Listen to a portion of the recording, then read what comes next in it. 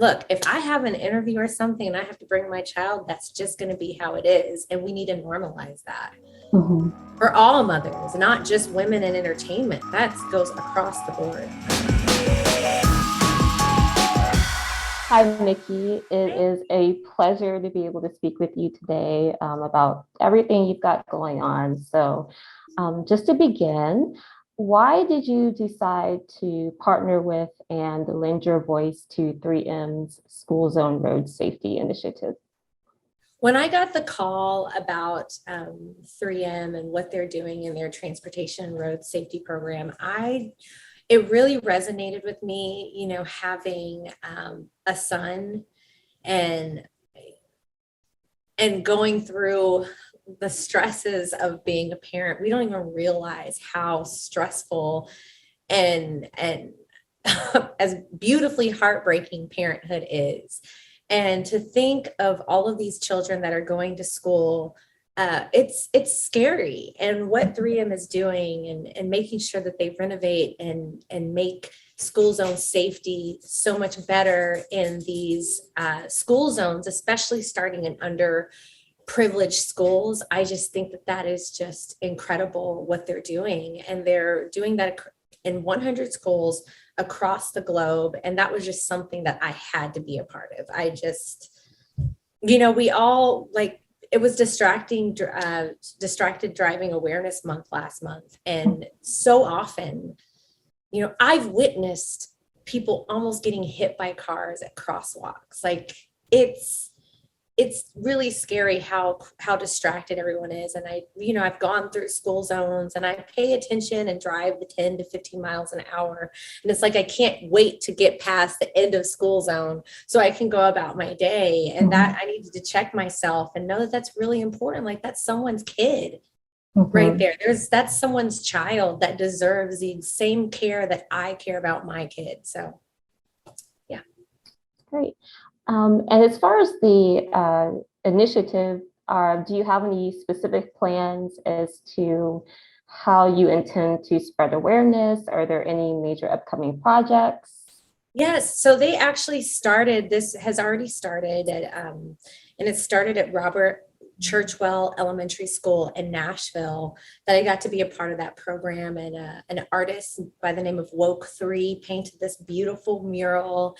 And these kids that looked like me, were so excited to be a part of that. And that's where I've lended my voice. And being a part of that ceremony was what I got to be a part of. And it was really special and really cool. And doing these interviews and talking to people about that. And hopefully in our everyday, no matter who you are, when you see a school zone, again, you remember that that's someone's child going to school every single day. And if you go and check the statistics of what happens to kids from 5 to 29, the statistics of likelihood of your child getting in a car accident or hurting themselves is terrifying. And that's something that we all need to think about, as we're living, to think about that. And you've been a mama for a little bit of time now. You had your son Grayson last year. Congratulations. And you were talking about how that kind of informed your decision on, spreading more information about school zone road safety. Is there anything else you've noticed that you've taken more of an interest in since having a child and being a mom?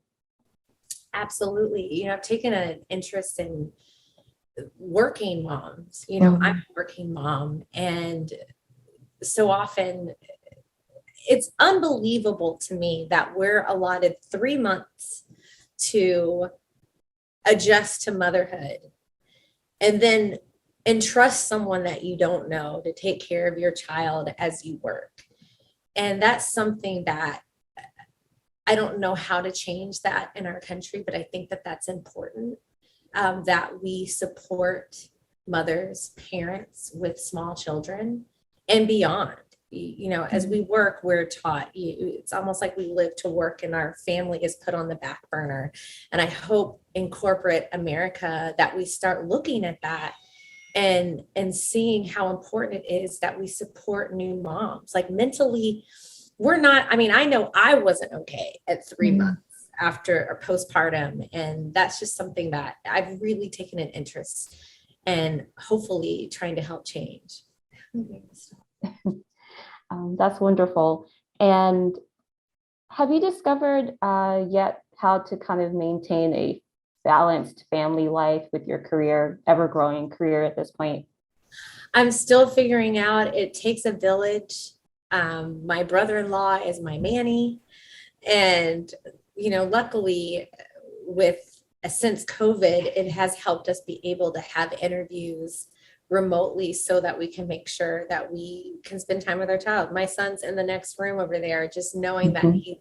that I'm in the same vicinity as him means a lot. But I'm a work in progress. I'm still figuring it out. I had a work trip where I was gone for 9 days and I lost my mind. It's Oh. it's so hard. I found myself crying at a bar because I missed my son. Mhm. So it's something that I'm still figuring out. I'm still trying to figure out how to make it work. But I know that the people around me, look, if I have an interview or something and I have to bring my child, that's just going to be how it is. And we need to normalize that Mhm. for all mothers, not just women in entertainment. That goes across the board. Right, right. That's awesome. Um, Sadly, Naomi Judd passed on Saturday. You gave your condolences. But as a country music star, what has Naomi Judd's legacy, her career, what does it mean to you? What has it taught you? I mean, what I love about the Judds and Naomi Judd and Winona Judd, I literally just met them and talked with them at the CMT Awards. And what I love about the Judds is their transparency Mhm. and their willingness to be like, hey, take me as I am. I'm not necessarily the girl next door, but I tell real stories and my life is real. And I think that's so cool in an era of the need to be perfect. I Mhm. think that alone, besides just their music, just who they are as people, I think is so important. Like I met even Winona, and the first few seconds I met her, she told me her life story, and I think that that's really cool. I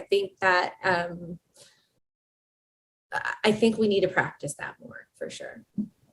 Okay. And And one last, oh, it's sad that it's really sad, mhm, that we lost her the way that we did. mhm, And again, this is, we need to bring awareness to your mental health. That is real. This mhm. life has been hard. COVID has exacerbated a lot of our mental health challenges. So Mhm.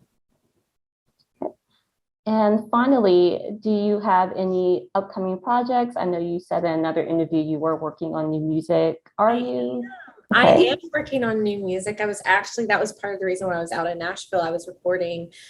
I'm really excited. I've been writing some of this stuff with Tyler Hubbard from Florida Georgia Line, who is a saint of a human being. I'm just feel really, really lucky to be able to get to know him and his family. And I'm really excited about it. It's another layer of who I am, and I'm excited to share that. That's awesome. One more question. I think you honestly could and should be as big as Taylor Swift. But if you were to ever decide to do a crossover like Taylor Swift, would you like do a crossover to pop? Or I know you incorporate other genres in your music as well, but I'm a country girl through and through. mhm, I could do like world music in the mhm, Adele world, I guess you could yeah. say. Mhm. But, like the pop world, I